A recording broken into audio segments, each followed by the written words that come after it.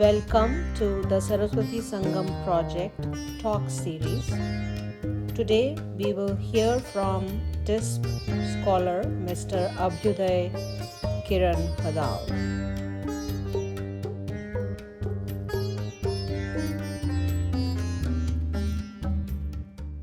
Okay, good evening, good morning, good night, everyone. My name is Abhyuday Kiran Hadal, and I'm a student studying in class 11. And today I will be presenting on the topic rejecting the caste system and reclaiming the Varna, Jati, and Gotra system. Okay, so the agenda for today and what topics I will be talking about in this presentation is the historical background of the caste system and a brief critique on the current caste system, an alternative framework. The alternative framework being the Chaturvarna system, the old, the early Vedic age caste system that we had, and then the differences in the alternative framework and the traditional caste system, potential benefits, legal and policy initiatives. And if I'm not audible at any point, or if you cannot see my screen, please do let me know. And with that, I will begin with a foreword. Um, it is very important for us to understand that the philosophy that we have as Sanatan Dharma and sociology that we have are two very different things, and we mustn't conflate the sociology and the philosophy parts of it. And when that happens, we have a lot of issues cropping up. With that being said, let us begin. Now, the historical background. The Varna system in India has ancient origins and has evolved over 1,000 years. It is an amalgam of Vedic social hierarchies and indigenous social structures. The Rig Veda, the oldest of the Vedas, also mentions this stratification of society into four main groups, known as the Varnas. It is important for us to note that we are not using the word division, we're using the word stratification of society into four main groups called as the Chaturvarnas. The Varnas are social classes, and they are namely the Brahmanas, Kshatriyas, Vaishyas, and Shudras. The Varna system, or at least the early Varna system, is almost a paradigm shift when compared to the rigid caste system that we know of now. The Varna system was scientific, fluid, and most importantly, based on individual capacities and gunas of the person. When we look at the gunas, the sattvic guna, the tamas guna, and the rajasic guna, depending on what guna the person had more, they were assigned to the varnas or the stuff they could do. So it was mostly based on individual capacities and preferences rather than something you were born into. Now let us look at what jati is. Jati refers primarily to the professional group and is a subdivision of the classical Varna system. There are thousands of different jatis, and nowadays jatis are quite an irrelevancy since we are advanced and we're in an ever-changing economic situation. But basically, what jati is a subdivision of the Varnas, and it is more of a occupational division, we can say. Now we have Gotras. Gotra refers to clan and it comes from the word cowshed. Originally, these families claimed descent from great rishis and hence had a kinship with each other. Kshatriyas and Brahmins share many of the same Gotras. For example, the Kaundinya and the Vashishta Gotra. Mostly, Gotra is only used during marriage rituals and doesn't have much significance these days. And most of us use the Kashyapa Gotra. The prohibition of same Gotra marriages makes absolutely no sense 5,000 years after the system was formulated. The original system of the Gotra system was to ensure health by avoiding all marriages within the same bloodline. Simply put, Varna relates to one's religious competencies, Jati relates to one's social and professional competencies, and Gotra relates to one's marital competencies. Here we can say a triangle with the Brahmin, Kshatriyas, Vaishyas, and the Shudras. Next, the critique on the caste system. The rigid caste system that we know of now originated about 1000 to 6000 BCE and was hereditary in nature. There is no social mobility, and there are a few negative impacts of the caste system that I would like to discuss. First of all, there is discrimination. The inflexibility of the caste system inherently promotes discrimination as they are born into a caste which is hereditary, which leads to unequal treatment. Social exclusion. The caste system forces social hierarchies.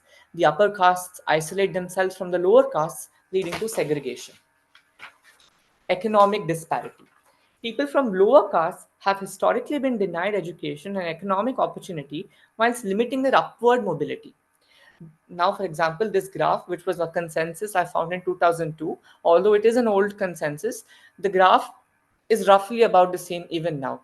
So this graph shows the asset share on the y-axis and the survey years on the x-axis. This is of all the religions and the castes that we have in India, and it represents only the cream, only the top 10% of the castes that we have. We can see there is a dark blue line which is sharp. It is a sharp curve which goes up to 60 on the y-axis. This is of the forward castes, and the only 10%, the top 10% of the forward castes hold up to 60% of the assets, which is almost 60% of the wealth, you can say. Now, the reservation system. Although it aims to rectify certain issues, it also faces criticism for perpetuating divisions and potentially hindering merit based opportunity. Now, let us explore Varna, Jati, and Gotra system as an alternative framework within the Hindu society that differs from the traditional caste system. The concept proposed to address some of the negative aspects associated with the caste system, which is the alternative framework, is proposed to counter some of these negative aspects of our current society. Okay, the Varna system. Classifying individuals into four broad categories based on their inherent attributes rather than birth. These are similar to the traditional Varnas and are not hereditary in nature. For example, Brahmana Varna can comprise of individuals with proclivity to knowledge and wisdom. The Kshatriya Varna can comprise of individuals with leadership qualities. Vaishya Varna, it can encompass individuals with mercantile and entrepreneurial skills. The Shudra Varna, including those who can excel in service oriented roles. Now, the Jati system, which we can propose under the alternative framework. Under the alternative framework, although it differs from the traditional caste system, it can focus on recognizing the plethora of professions and occupational groups within society. Jatis are based on the individual's choice and can change throughout their life. So there is flexibility on that matter. And the Gotra system would remain as a part of this framework, but not as a sole determinant for one's identity, as it can only be seen as a way to somehow preserve the lineage. Here we can see the different Chaturvarnas, and here we can see the Gotras of the different rishis. It's almost a patricial from where the kinship comes down from one of the great rishis. That's how the Gotra system is seen. Now, let's see some differences in the alternative framework and the traditional caste system. First of all, we must keep in mind that the alternative system is none other than the early Varna, Jati, and Gotra system before the rigidity crept in. Now, first, birth versus merit. In the traditional caste system, a person's caste is determined by birth. In the Varna, Jati, and Gotra system, one's identity is more based on merit, skills, and individual choices. Flexibility. The alternative framework allows for more social mobility, as people can choose their professions and jatis rather than being confined to the caste they were born to. Reduced discrimination. The emphasis on merit and individual choice reduces the potential for discrimination and social exclusion based on caste. Now, let's get into the potential benefits. First of all, is the promotion of meritocracy. If we introduce an alternative framework, first of all, it does allow a lot for the personal growth of that person because they get to choose what they want and they can get into the field that they like. Although the original, although like even when we talk about like how the rigidity kept in, although it was done as Aparna ma'am said rightly before, many of the practices that we had a scientific backing before, but somehow it was all lost in translation as we went on, how we forgot why we did it in the first place, and at some point it just turned into something that we must follow and it turned rigid. Okay, first of all, promotion of meritocracy. This system promotes meritocracy, allowing individuals to pursue careers and roles based on their abilities rather than their caste. Reduced social conflict. By minimizing the hereditary distinctions, this framework could potentially reduce social conflicts and discrimination associated with the traditional caste system. Greater social mobility. With the flexibility to choose one's profession and jati, individuals may have more opportunities for social mobility and personal development. This system offers a more inclusive and flexible approach, but it faces challenges in implementation as the traditional caste system is deeply entrenched into our society.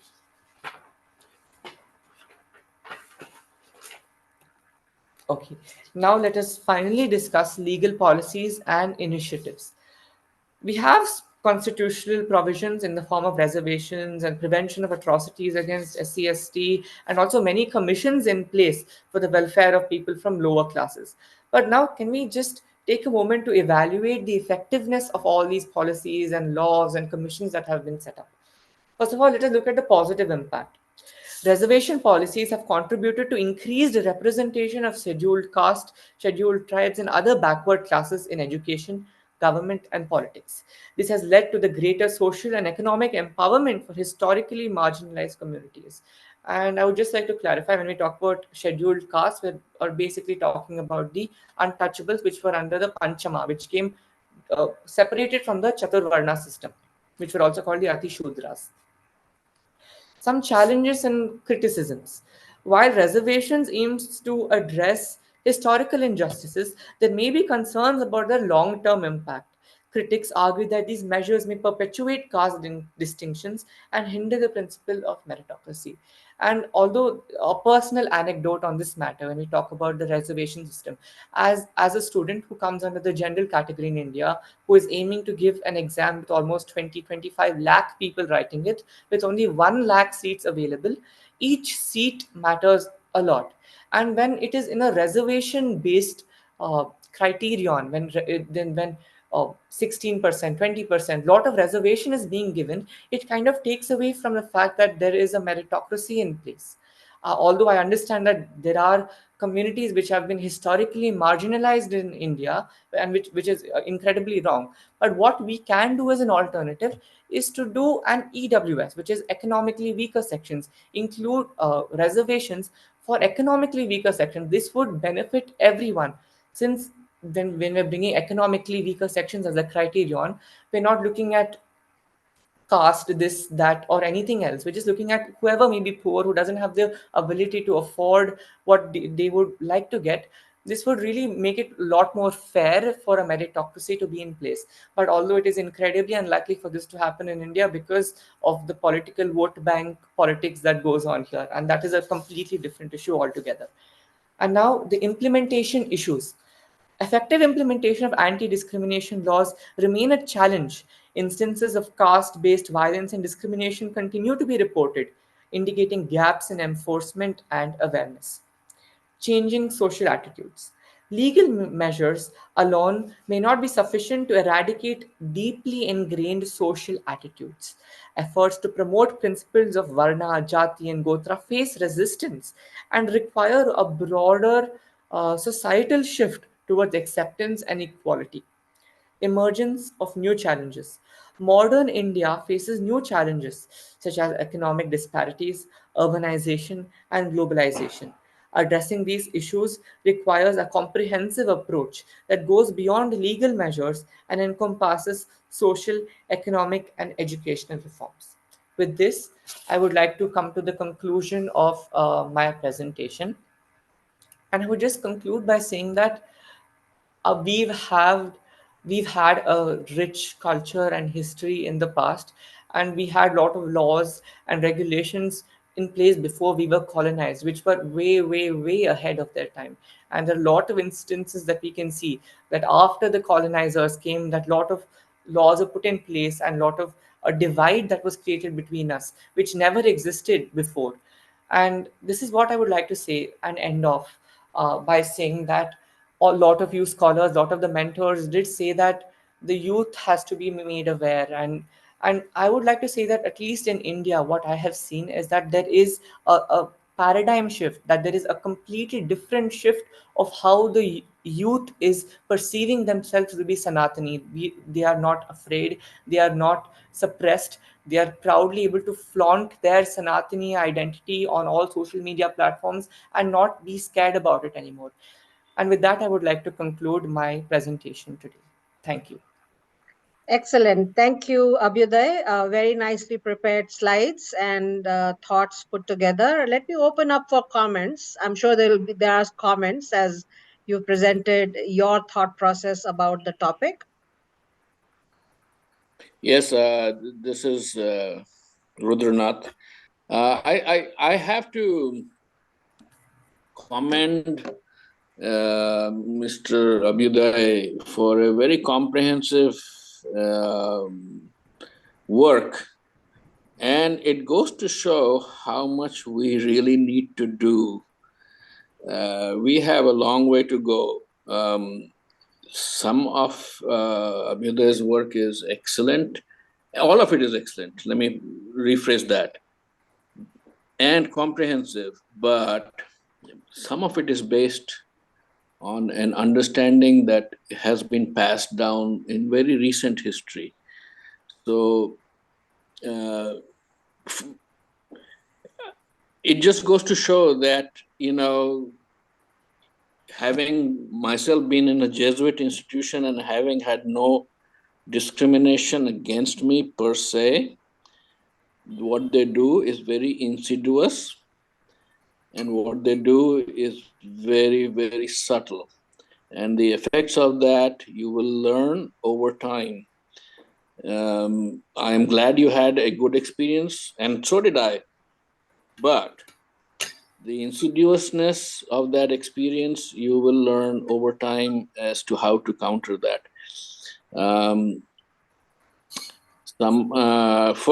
I have to take an issue with how you characterized that Brahmins, Vaishyas, and Kshatriyas were Aryan and Shudras were not. And that is not correct. That is historically incorrect. It is probably brought down from recent history, but that is, the word Arya has a different meaning as to what is now portrayed as part of the caste system. So I certainly say that that is incorrect.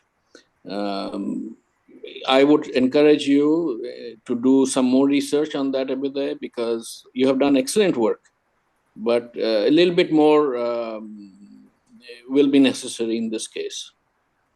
So, but thank you for that. I just have to quickly say one thing about the four Varna system and compare it to the American system very quickly. I will take a minute. So sorry for taking more time. The American system of managing a governance of a country is very nice. It has given 3 branches of government, none of which are completely in control. So the president has executive power, the Congress has legislative power, and the courts have judicial power, and they counterweight each other. But even better than that was the Varna system, where the Brahmins had spiritual or temporal power, but no political power. The Kshatriyas had political power, but no monetary power. The Vaishyas had monetary power, but no political or spiritual power. And the Shudras had production power, but none of the other powers. But none could work without the other, so everybody needed each and every one. So each and every one was equal in society in that respect. Okay, so therefore, that kind of society worked for a far longer time than the American society, which is now disintegrating after about 300 years. That worked for thousands of years. Okay, I'll stop here. Thank you, Raghunath. Yeah. Sorry. No, I just wanted to also highlight the point on that sort of a stratification in the presentation. Abhyuday, you did a great work, but that Aryan part is probably something you need to look into, do a little bit more of research, because Arya simply means, if you look at it, that Shrestha means somebody who's better in terms of knowledge or for some other reason. And that's what our Sanskrit literature will tell. I think others who are better Sanskrit scholar will tell that. Whereas Aryan, as we understand, as part of the north-south divide in India, or the part of the caste system, is more and more increasingly being seen as a fabricated story. So we just need to build our knowledge on that a little bit more. It did not perpetuate. It has no basis in terms of how we see, or the Western world sees, as the Indian social hierarchy. but rest of the work is good. I just on the topic of Jesuit school and other things, if you remember, in hotels when you go, a lot of the times you will find a copy of Bible in the nightstand in a lot of hotels, and not only outside India but in India too. For a very long time, I did not understand why. I did not pay attention to it. But I think in recent past, last 3, 4 years, in one of the Indian hotels I stayed in, I found a Bhagavad Gita. My point being, if it is a subtle change, this is where it can begin, right? Uh, let let the world know that what is our scripture really, or let them have everything, all of them, right? Why only Bible? Have Gita, have Quran, and give Guru, whatever else somebody wants to. Or otherwise, if it is purely Indian hotel system, have Bhagavad Gita. So I just wanted to make that point. I think most of us have a background of growing up and studying in some Jesuit school or somewhere. I don't think anybody is really completely out except those who may have gone through the Gurukul system. And we all have had our experiences, good, bad, ugly, whatever. And that has played a critical role the way we perceived ourselves and we perceive the world. But that has changed once you come out of it and start experiencing and in sort of absorbing other details through the practical life experiences. So that's it from me. Excellent. So, Abhyuday, I know you have your hand up, and I'm going to definitely let you respond. A couple of points. Bhudev actually uses Arya as his last name, so maybe he can explain the word Arya well, and I'll leave that for a future discussion. Just wanted to mention. Your reference to caste system, I hope that today's panel discussion will additionally point the fact that to say traditional caste system versus current caste system, we learned that the caste system itself is a term imposed and it's a very confused term. Is it referring to Varna? Is it referring to Jati? What is it exactly referring to? So if we want to clear up the conversation and the narrative, we have to be very clear in what we are calling and what it is supposed to mean.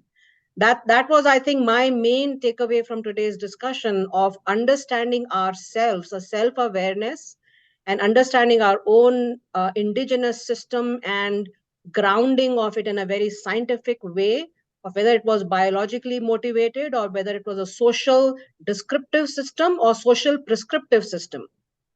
So my point again I made earlier was we had a very evolved social science construct, political science construct going back thousands of years. And when we say Varna or Jati or Gotra or Kul, these are not just some words, they are very technical words. And for us to actually open the books to begin to understand is really the challenge.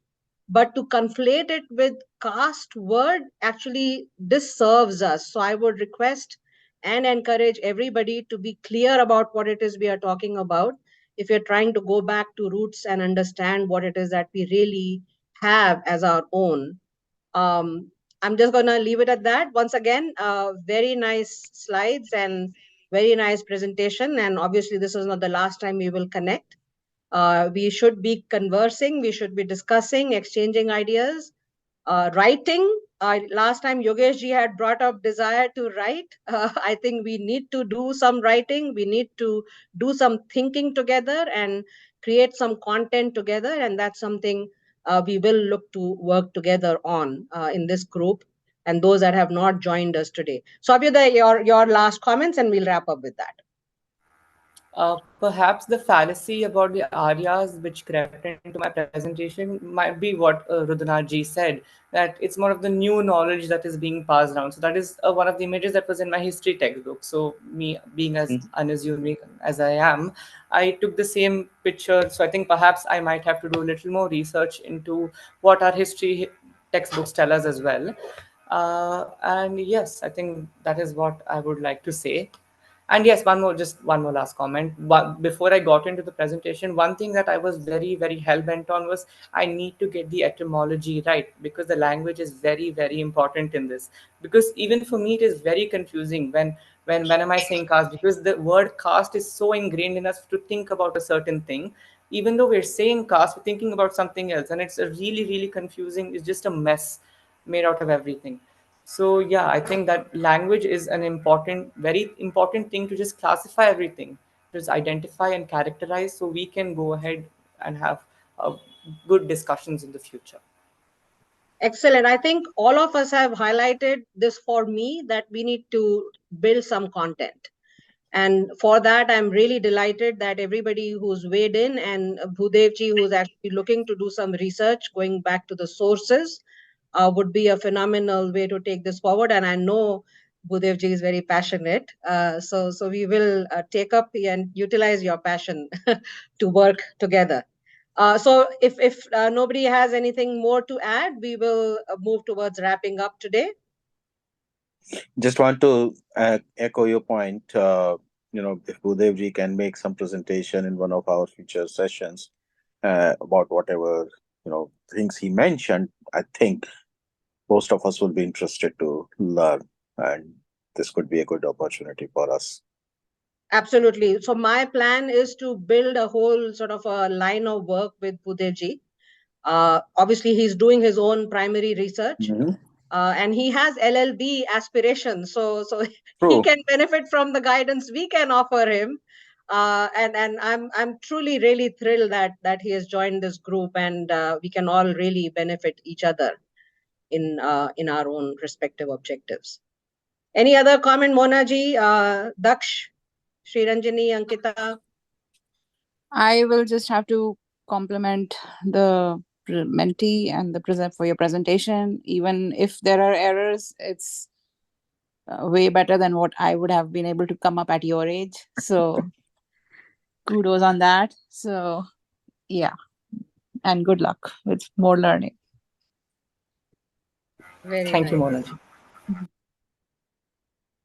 Excellent. Thank you all for joining. I think this was a wonderful session on a very important topic.